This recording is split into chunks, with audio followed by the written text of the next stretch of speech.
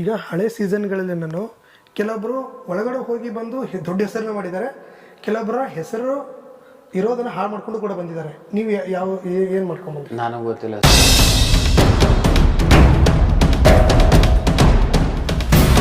ತುಂಬ ಚೆನ್ನಾಗಿದ್ದೀವಿ. Okay sir, ಈಗ ಬಿಗ್ ಬಾಸಿಂದ ಬಂದಿದ್ದೀರಾ, ಮುಂದಿನ ನಡೆ ಏನು, ಅದ್ರ ಜೊತೆಗೆ ಏನು ಅಂದರೆ ಏನೆಲ್ಲ ಕಲಿತ್ರಿ ಅಂದರೆ ನೀವು ಅದನ್ನ ಹೇಳೇ ಇಲ್ಲ ನಮಗೆ. ಅದೇ ಸಾಕು, ಇಂಥದೇ ಕಲಿತು ಅಂತ ಹೇಳೋಕ್ಕಾಗೋದಿಲ್ಲ ಸರ್. ಕಲಿಯಂತ ತುಂಬ ಇದೆ. ನಾವು ಮನಸ್ಸಿನಲ್ಲಿ ಇರೋದು ತೆಗ್ದಾಕುವಂಥದ್ದು ತುಂಬ ಇರುತ್ತೆ. ಅದು ನಮ್ಮ ಅಭಿಪ್ರಾಯಕ್ಕೆ ಬಿಟ್ಟಿತ್ತು. ಏನು ಬೇಕು, ಏನು ಬೇಡ, ನಮ್ಮ ಜೀವನಕ್ಕೆ ತುಂಬ ಇಂಪಾರ್ಟೆಂಟ್ ಯಾವುದು ಅದನ್ನ ಆಯ್ಕೆ ಮಾಡ್ಕೊಳ್ಳೋದು, ಬೇಕಿಲ್ಲದನ್ನ ಬಿಟ್ಟಾಕೋದು ಅಷ್ಟೇ. ಈಗ ಹಳೆ ಸೀಸನ್ಗಳಲ್ಲಿ ನಾನು ಕೆಲವೊಬ್ಬರು ಒಳಗಡೆ ಹೋಗಿ ಬಂದು ದೊಡ್ಡ ಹೆಸರನ್ನ ಮಾಡಿದ್ದಾರೆ, ಕೆಲವೊಬ್ಬರ ಹೆಸರು ಇರೋದನ್ನ ಹಾಳು ಮಾಡ್ಕೊಂಡು ಕೂಡ ಬಂದಿದ್ದಾರೆ. ನೀವು ಯಾವ ಏನು ಮಾಡ್ಕೊಂಡು ಬಂದ್ರಿ? ನನಗೆ ಗೊತ್ತಿಲ್ಲ ಸರ್. ನನಗೆ ಯಾವ ಹೆಸರು ಹಾಳು ಮಾಡ್ಕೊಂಡಿಲ್ಲ, ಏನೂ ಇಲ್ಲ. ನಾನು ಹೇಗಿದ್ನೋ ಚಂದ್ರಪ್ರಭಾ ಹಾಗೆ ಹೋಗಿದೆ, ಹಾಗೆ ಚಂದ್ರಪ್ರಭನಾಗ ಬಂದಿದ್ದೀನಿ. ಒಬ್ಬ ಕಾಮಿಡಿ ಅಷ್ಟೇನೆ ಒಬ್ಬ ಚಂದ್ರಪ್ರಭಾ ಹೇಗೆ ಹೋಗಿದೆ ಹಾಗೆ ಬಂದಿದ್ದೀನಿ. ಆಮೇಲೆ ಈಗ ನನ್ನ ಮುಂದಿನ ಯೋಜನೆಗಳೆಲ್ಲ ಸಿನಿಮಾ ಅಂತ ಇರೋದ್ರಿಂದ ಹಲವಾರು ಸಿನಿಮಾಗಳು ಈಗ ಬಂದಿದೆ ಕಂಟಿನ್ಯೂಗೆ. ಇದಕ್ಕಿಂತ ಹೋಗಿನ ಮುಂಚೆನೂ ಒಂದಷ್ಟು ಸಿನಿಮಾ ಮಾಡಿದ್ದೀನಿ, ಈಗಲೂ ಒಂದಷ್ಟು ಸಿನಿಮಾ ಕಾರ್ಯಕ್ರಮ ಎಲ್ಲ ಬಂದಿದೆ. ಅದ್ರ ಕಡೆ ಗಮನ ಜಾಸ್ತಿ ಅಷ್ಟೇ ಸರ್. ಈಗ ಕಾರ್ಯಕ್ರಮಗಳಿಗೆ ಈಗ ಕೆಲವೊಂದು ಚಾನಲ್ಗಳೆಲ್ಲ ಮಾಡ್ತಾ ಇದ್ರಿ, ಆರ್ಥಿಕವಾಗಿ ಸಂಭಾವನೆ ಆಗಿರ್ಬೋದು, ಆ ರೀತಿ ಆದರೆ ಯಾವ ರೀತಿ ನಡೀತಾ ಇತ್ತು? ಏನಿಲ್ಲ ಸರ್, ದುಡ್ಡು ಅದೇನು ಅಂತಾರಲ್ಲ, ಗಂಡು ಮಕ್ಕಳು ಸಂಬಳ ಕೇಳಬಾರ್ದು, ಹೆಣ್ಮಕ್ಳು ವಯಸ್ಸು ಕೇಳಬಾರ್ದು ಅಂತ. ಆ ದುಡಿಮೆ ಅನ್ನೋದು ಕೆಲವಂಥವು. ಈಗ ನಾವೆಲ್ಲೋ ಹೋಗ್ತೀವಿ, ಕೆಲವು ಕಡೆ ಬರೀ ಚಿತ್ರಾನ್ನ ಸಿಗ್ಬೋದು, ಕೆಲವು ಕಡೆ ಬಿರಿಯಾನಿ ಸಿಗ್ಬೋದು, ಕೆಲವು ಕಡೆ ಬರೀ ಬೆಡ್ಡು ಕಾಫಿ ಸಿಗ್ಬೋದು. ಎಲ್ಲನೂ ಏನು ಸಿಗ್ತದೆ ಅದನ್ನ ಸ್ವೀಕರಿಸ್ಬೇಕು, ಹೋಗ್ತಾ ಇರ್ಬೇಕು ಅಷ್ಟೇ. ಎಲ್ಲ ಕಡೆನೂ ದುಡ್ಡೇ ತುಂಬ ಮುಖ್ಯ ಆಗೋದಿಲ್ಲ. ಅಂದರೆ ಈಗ ಈ ಒಂದು ಕ್ವಶನ್ ಕೇಳಲೇಬೇಕು ಅಂತ ಹೇಳ್ಬಿಟ್ಟು ನಮ್ಮ ವೀಕ್ಷಕರು ಹೇಳಿದ್ದಾರೆ, ಎಷ್ಟು ಸಂಭಾವನೆ ಕೊಟ್ಟರು ಬಿಗ್ ಬಾಸ್ ಅವರು? ಇಲ್ಲ, ಅದೆಲ್ಲ ಹೇಳ್ಬಾರ್ದು ಸರ್, ಅದೆಲ್ಲ ಹೇಳಕ್ಕೆ ಹೋಗ್ಬಾರ್ದು. ಒಟ್ಟಲ್ಲಿ ಒಳ್ಳೆ ರೀತಿಯಲ್ಲಿ ನಂಗೆ ಆಗೋ ಥರ ಕೊಟ್ಟಿದ್ದಾರೆ ಅಂತ ಹೇಳ್ತೀರಾ? ಅಲ್ಲ, ಅದ್ರ ಬಗ್ಗೆನೇ ಮಾತಾಡಬಾರ್ದು. ಈಗ ನಾವೇನಕ್ಕೆ, ಈಗ ನೀವು ಕೆಲಸ ಮಾಡ್ತಾ ಇದ್ದೀರಿ, ನಿಮ್ಗೆ ಏನೋ ಸ್ಯಾಲ್ರಿ ಇರ್ತದೆ, ನಿಮ್ ಕೆಲಸನ ಗೌರವಿಸ್ಬೇಕೇ ವಿನ ಸ್ಯಾಲ್ರಿ ಎಷ್ಟು ಅಂತ ಆ ಸ್ಯಾಲ್ರಿ ಮೇಲೆ ನಿಮ್ಗೆ ಗೌರವಿಸಬಾರ್ದು ಅಂತ ನನ್ನ ದೃಷ್ಟಿ ಅಷ್ಟೇ. ನಾನೊಬ್ಬ ಕಲಾವಿದ, ಒಂದ್ ಕಡೆ ಒಂದ್ ಸ್ವಲ್ಪ ಜಾಸ್ತಿನೇ ಕೊಡ್ಬೋದು, ಒಂದ್ ಸ್ವಲ್ಪ ಕಡಿಮೆನೆ ಕೊಡ್ಬೋದು. ಅದು ದುಡ್ಡು ಇಂಪಾರ್ಟೆಂಟ್, ಏನೋ ಕೆಲಸ ಮಾಡಿ ಅಲ್ವೇ. ಈಗ ನೀವು ಕೆಲಸ ಮಾಡ್ತಾ ಇದ್ದೀರಿ, ಸ್ವಲ್ಪ ಸ್ಯಾಲ್ರಿ ಎಷ್ಟು ಅನ್ನೋಕಾಯ್ತದ? ನೀವು ಅದ್ಭುತವಾಗಿ ಒಂದು ಒಳ್ಳೆ ನಿರೂಪಣೆ, ಒಂದು ಮಾತಾಡಿಸ್ತೀರಿ, ಅದಷ್ಟೇ ಗೌರವಿಸ್ಬೇಕು ಅನ್ನೋದು ನನ್ನ ವಾದ ಅಷ್ಟೇ. ಈಗ ಇದರಿಂದ ಬಿಗ್ ಬಾಸ್ ಇಂದ ಬಂದ್ಮೇಲೆ ಏನಾದ್ರು ಹೆಲ್ಪ್ ಆಗ್ಬೋದು ಅಂತ ಅನ್ಸುತ್ತಾ ಸರ್ ನೆಕ್ಸ್ಟ್ ಫ್ಯೂಚರ್? ಆ ಥರ ಏನಿಲ್ಲ ಸರ್, ನನ್ಗೆ ಆ ಥರ ಏನಿಲ್ಲ. ಮೊದಲೇ ಕಂಟಿನ್ಯೂ ಮಾಡ್ಕೊಂಡು ಅಲ್ಲ, ಏನು ಗೊತ್ತೇ, ಈಗ ನಮ್ಮಲ್ಲಿ ಎಫರ್ಟು ಆಸಕ್ತಿ ಇದ್ರೆ ಅದ್ರ ಮೇಲೆ ಕೆಲಸಗಳು ಬರುತ್ತೆ ವಿನ ಯಾವುದೋ ಈ ಥರದ್ದು ಮಾಡಿದ್ದೀನಿ ಅಂತ ಈಗ ಕೂತ್ಕೊಂಡ್ರು ಮರೋದಿಲ್ಲ. ಈಗ ಯಾವುದೋ ಡಾಕ್ಟ್ರು ಓದಿರ್ತಾನೆ, ನಾನು ಡಾಕ್ಟ್ರ್ ಓದಿನಿ ಅಂತ ಮನೇಲೆ ಕೂತ್ಕೊಂಡ್ಬಿಟ್ಟು ಡಾಕ್ಟ್ರ್ ಕೆಲಸ ಸಿಗುತ್ತೆ ಇಲ್ಲ. ನೆಕ್ಸ್ಟ್ ಪ್ರಯತ್ನಗಳು ಏನೇನಿದೆ ಅದನ್ನು ಮಾಡ್ತಾ ಇದ್ರೆ ಅಷ್ಟೇ ಅದನ್ನು ಪಡ್ಕೊಳಕ್ಕೆ ಸಾಧ್ಯ.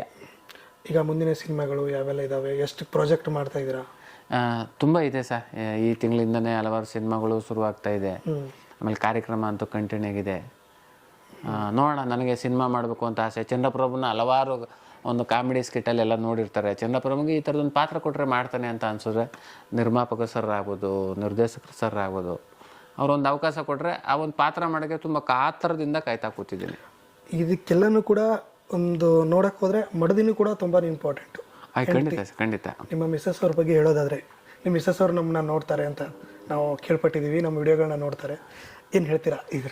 ನಿಜವಾಗ್ಲೂ ಸರ್, ಯಾಕೆಂದರೆ ಈಗ ನಾನೊಬ್ಬ ಕಲಾವಿದ ಅಂತ ಗೊತ್ತು, ಯಾಕಂದರೆ ಇಷ್ಟಪಟ್ಟೆ ಮದುವೆ ಆದಿತ್ತು. ಅದರಿಂದ ನಾನು ಈ ಒಂದು ಕ್ಷೇತ್ರದಲ್ಲಿ ಮಾಡೋದ್ರಿಂದ ತುಂಬ ಗೌರವಿಸ್ತಾರೆ, ಮಾಡುವಂಥ ತುಂಬ ಸಪೋರ್ಟ್ ಇದೆ. ಮಾಡಿ ಒಳ್ಳೇದಾಗಲಿ. ಒಂದ್ರಲ್ಲಿ ಸೋಲು ಇರ್ಬೋದು, ಒಂದ್ರಲ್ಲಿ ಗೆಲುವು ಇರ್ಬೋದು. ಗೆಲುವನ್ನ ಎಷ್ಟು ಸ್ವೀಕರಿಸ್ತೀವೋ ಸೋಲನ್ನು ಹಂಗೆ ಸ್ವೀಕರಿಸ್ಬೇಕು. ಬೇಜಾರಾಗಬಾರ್ದು, ಕುಗ್ಬಾರ್ದು. ಇವತ್ತು ಸೋತಿರ್ಬೋದು, ಮಾಡಿ ಇನ್ನೊಂದ್ಸಲ ಗೆಲುವು. ಅದು ಏರಿಳಿತ ಇದ್ದೇ ಇರ್ತದೆ ಮನ್ಸನ್ಗೆ, ಯಾವ ಚಿಂತೆ ಮಾಡಬೇಡಿ, ಮಾಡಿ ಒಳ್ಳೇದಾಗಲಿ ಅಂತ ಪ್ರೋತ್ಸಾಹ ಮಾಡ್ತಾರೆ. ಕೊನೆಯದಾಗಿ ಹೇಳಬೇಕು ಅಂದರೆ ಏನು ಹೇಳ್ತೀರಾ? ಏನಿಲ್ಲ ಸರ್, ಈಗ ಚಂದ್ರಪ್ರಭುನ ಮಜಾ ಭಾರತ ಆಗ್ಬೋದು, ಗಿಚ್ಚಿಗಿಲಿ ಆಗ್ಬೋದು, ಬಿಗ್ ಬಾಸ್ ಆಗ್ಬೋದು, ಒಂದಷ್ಟು ಸಿನಿಮಾದಲ್ಲಿ ಮಾಡಿರೋದಾಗ್ಬೋದು, ಎಲ್ಲ ಕಡೆ ನಮ್ಮ ಕರ್ನಾಟಕದ ಜನತೆ ಪ್ರೀತಿ ಕೊಟ್ಟಿದ್ದಾರೆ, ಚಪ್ಪಾಳೆ ಕೊಟ್ಟಿದ್ದಾರೆ, ಆಶೀರ್ವಾದ ಕೊಟ್ಟಿದ್ದಾರೆ. ಬಿಗ್ ಬಾಸ್ನಲ್ಲಿ ಒಂದು ಓಟ್ ಕೊಟ್ಟಿದ್ದಾರೆ. ಗೊತ್ತೋ ಗೊತ್ತಿಲ್ಲದೋ ನನ್ನಿಂದ ಏನಾದರೂ ತಪ್ಪಾಗಿದ್ರೆ ನಿಮ್ಮ ಕ್ಷಮೆ ಇರಲಿ. ಸದಾ ನಿಮ್ಮ ಪ್ರೀತಿ, ಆಶೀರ್ವಾದ, ಚಪ್ಪಾಳೆ ನನ್ನ ಮೇಲಿರಲಿ ಅಂತ ನನ್ನ ಕರ್ನಾಟಕ ಜನತೆಗೆ ತುಂಬ ಹೃದಯದ ಧನ್ಯವಾದಗಳು ಹೇಳ್ತೀನಿ. ನಮಸ್ಕಾರ. ಓಕೆ ಸರ್, ಇನ್ನೊಂದು ಕೇಳಬೇಕಿತ್ತು. ನುಗ್ಗೆಕಾಯಿ ಸರ್, ಇದು ಏನ್ ಗೊತ್ತೇ, ನಮ್ಮ ಹಳ್ಳಿನಲ್ಲಿ ಏನ್ ಮಾಡ್ತೀವಿ ಅಂದ್ರೆ, ನಮ್ಮ ಮನೆ ಪಕ್ಕ ಒಂದೊಂದು ಮರ ಅಂತ ನೆಟ್ಕೊಂಡೇ ಇರ್ತೀವಿ. ಯಾವ್ದೋ ಸರ್ವೇ ಸಾಮಾನ್ಯಗೆ ಒಂದು ಕರ್ಬೇವಿನ ಗಿಡ, ಇನ್ನೊಂದು ನುಗ್ಗೆ ಮರ, ಇವು ಸರ್ವೇ ಸಾಮಾನ್ಯವಾಗಿ ಇದೇ ಇರ್ತವೆ ನಮ್ಮ ಹಳ್ಳಿ ಕಡೆ. ಸಿಟಿಲಿ ಹೆಂಗೋ ಗೊತ್ತಿಲ್ಲ. ಅದು ನನಗೆ ಚಿಕ್ಕೂರಿಂದನೂ ಏನು ಇರೋದು, ಕರ್ಬೇವಿನ ಗಿಡನೂ ಇರೋದು, ನುಗ್ಗೆ ಸೊಪ್ಪು ಇರೋದು. ಆ ನುಗ್ಗೆ ಸೊಪ್ಪಲ್ಲಿ ಒಳ್ಳೆ ಸಾಂಬಾರು ಮಾಡೋರು, ಉಪ್ಸಾರು ಖಾರ ಅರ್ದೆ, ಅಥವಾ ಮೊಟ್ಟೆ ಗಿಟ್ಟೆ ಹುರಿದು ಕೊಡೋರು. ಕೆಮ್ಮು ಗಿಮ್ಮು ಇದ್ರೂ ಭಾಳ ಒಳ್ಳೆಯದು ಅಂತ ನುಗ್ಗೆ ಸಾರು. ಇದರಿಂದ ನನಗೆ ಅದು ನುಗ್ಗೆ ಇಷ್ಟ ಬಿಟ್ರೆ ಬೇರೆ ಏನೂ ಇಲ್ಲ ಸರ್. ಅದು ಅರ್ಥ ಮಾಡ್ಕೊಳ್ಳೋರು ಬೇರೆ ಬೇರೆ ಥರ ಮಾಡ್ಕೊತಾರೆ. ಕೊನೆಗೂ ನಕ್ಬಿಟ್ರಿ ಸರ್. ಇಲ್ಲ ಸರ್, ಕಲಾವಿದರಾದ್ಮೇಲೆ ಸ್ಟೇಜ್ ಮೇಲೆ ಅಷ್ಟೇ, ಹೊರಗಡೆ ಮಾಮೂಲಿ ನಾವಾಗಿರ್ತೀವಿ ಅಷ್ಟೇ ಸರ್. ಅಂದರೆ ಈಗ ಒಳಗಡೆ ನೀವು ಏನೋ ಕಾಮಿಡಿ ಮಾಡ್ತೀರಾ, ನಟನೆ ಮಾಡ್ತೀರಾ, ಅದರಲ್ಲಿ ಒಳಗಡೆ ನೋವು ಅನ್ನೋದು ಕೆಲವೊಂದು ಮಾಮೂಲಿ ಇದ್ದೇ ಇರುತ್ತೆ ಸರ್. ಮನುಷ್ಯ ಆದಮೇಲೆ ಪ್ರತಿಯೊಬ್ಬನಿಗೂ ಆ ನೋವು ಅನ್ನೋದು ಇರ್ತದೆ, ಖುಷಿ ಅನ್ನೋದು ಇರ್ತದೆ, ಎಲ್ಲ ಇದ್ದೇ ಇರ್ತವೆ. ಬೇವು ಬೆಲ್ಲ ತಿನ್ನೋದು ಯಾಕೆ ಹಬ್ಬದಲ್ಲಿ ಎಲ್ಲ ಸರಿ ಸಾಮಾನ್ಯವಾಗಿದ್ದು, ಎಲ್ಲೂ ಕುಗ್ಬಾರ್ದು ಮನುಷ್ಯ. ಒಂದು ಜೀವನ ಅಂತಿದೆ, ಅದು ನೀಟಾಗಿ ಹೋಗ್ತಾ ಇರಲಿ, ಏನೇ ಬಂದರೂ ಸರಿ ಸಾಮಾನ್ಯವಾಗಿ ಅದನ್ನ ಸ್ವೀಕರಿಸ್ಕೊಂಡು ಹೋಗ್ಲಿ ಅಂತ ಅಷ್ಟೇ. ಓಕೆ, ಈಗ ಇನ್ನೊಂದು ಕೊನೆಯ ಪ್ರಶ್ನೆ ಸರ್, ಟಾಪ್ 5 ಅಲ್ಲಿ ಯಾರು ಇರ್ತಾರೆ?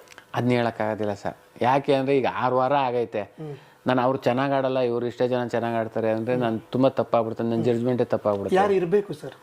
ಅದು ನನ್ನ ಸ್ವಾರ್ಥ ಆಗ್ಬಿಡ್ತದೆ. ಯಾಕೆಂದರೆ ನಾನು ಒಬ್ಬ ರಿಯಾಲಿಟಿ ಶೋನಲ್ಲಿ ಮಾಡಿರೋದ್ರಿಂದ, ಈ ಗಿಚ್ಚಿಗಿಲಿ, ಮಜಾ ಭಾರತ, ಕಾಮಿಡಿ ಟಾಕೀಸ್ ಅನ್ನೋ ಎಲ್ಲ ರಿಯಾಲಿಟಿನಲ್ಲೂ ಏನಿತ್ತು ಅಂದರೆ ಫಸ್ಟ್ ಪ್ರೈಜು, ಸೆಕೆಂಡ್ ಪ್ರೈಜು ಅಂತ ಇತ್ತು. ಹಂಗಂದ ತಕ್ಷಣ ನಮ್ಗೆ ಏನಿರ್ತದೆ ಅಂದರೆ, ನಾವು ಮಾಡ್ತಾ ಇರ್ತೀವಿ, ನಾನು ಗೆಲ್ಲಬೇಕು ಅಂತ ಈ ಪ್ರತಿಯೊಬ್ಬರಲ್ಲೂ ಇತ್ತು. ಯಾಕಂದರೆ ನಾನಿದ್ದೆ, ಜಗಪ್ಪರ್ ಇದ್ದರು, ರಾಘವೇಂದ್ರ ಇದ್ದರು, ಕಾರ್ತಿಕ ಇದ್ದರು, ಹಿಂಗೆಲ್ಲ ಇದ್ದಾಗ ನಾನು ಗೆಲ್ಲಬೇಕು ಅಂತ ಹಠ ಇದ್ದೇ ಇತ್ತು. ಆಗ ನಾವು ಏನೇ ಅನ್ಕಂಡ್ರು ನಮ್ಮನ್ನ ನೀಟಾಗಿ ಎಲ್ಲ ನೋಡಿ ಜಡ್ಜ್ಮೆಂಟ್ ಮಾಡೋರು ಯಾರು ಅಂದರೆ ನಮ್ಮ ಕರ್ನಾಟಕ ಜನತೆ. ಯಾರು ಚೆನ್ನಾಗಿ ಆಡ್ತಾರೆ ಅವ್ರಿಗೆ ಮೋಸ ಆಗ್ಬಾರ್ದು ಅನ್ನೋದೇ ನನ್ನ ಉದ್ದೇಶ ಸರ್. ತುಂಬ ಚೆನ್ನಾಗಿ ಆಡಿರ್ತಾರೆ ಕರ್ನಾಟಕ ಜನ, ಇವರೇ ಚೆನ್ನಾಗಿ ಆಡ್ತಾರೆ ಅಂತಲೂ ಜಡ್ಜ್ಮೆಂಟ್ ಸಿಕ್ಕಿರ್ತದೆ. ಚೆನ್ನಾಗಿ ಆಡ್ದವ್ರಿಗೆ ಮೋಸ ಆಗಬಾರ್ದು ಅನ್ನೋದು ನನ್ನ ಉದ್ದೇಶ. ಬಟ್ ಯಾರೇ ಗೆಲ್ಲಿ ಒಳ್ಳೆ ತಂದು ಖಂಡಿತ ಸರ್. ಓಕೆ ಸರ್, ಇಷ್ಟೊತ್ತು ನಮ್ಮ ಜೊತೆ ಮಾತಾಡಿದ್ರಿ. ನಮಸ್ಕಾರ, ನಿಮಗೆ ಒಳ್ಳೇದಾಗಲಿ, ಇದೇ ರೀತಿ ಇರಲಿ, ಸ್ಪೋರ್ಟಿವ್ ಆಗಿ ತಗೊಂಡೋಗಿ ಅಷ್ಟೇ.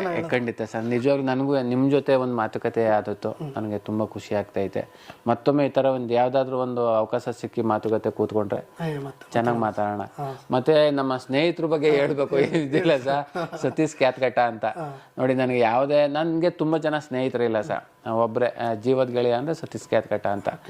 ನಾನು ಯಾವುದೇ ಕಷ್ಟ ಕಾಲದಲ್ಲಿ ಸಿಗಾಕೊಂಡಾಗ ನಾನು ಕರೀದೆ, ನನಗೆ ಬಂದು ನನ್ನ ಕಷ್ಟ ಕಾಲದಲ್ಲಿ ನನ್ನ ಕಷ್ಟನಕ್ಕೆ ಬಗೆಹರಿಸೋರು ಅಂದರೆ ಸತೀಶ್ ಕ್ಯಾತ್ಕಟ್ಟ ಹೇಳ್ಬೇಕು.